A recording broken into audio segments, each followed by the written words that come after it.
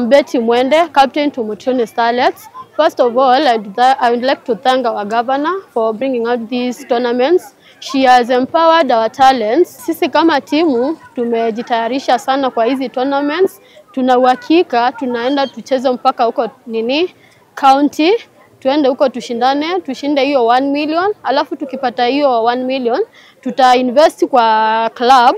Secondly, wenye hawana kazi tunaweza anzisha biashara kidogo. Alafu wenye mko na kazi to boost their works. Then school fees tunasaidia hapo. Message yangu kwa wasichana wa Machakos County wenye wako idle, naweza kuambia wajitume kama wasichana, wakuje tu tucheze ball.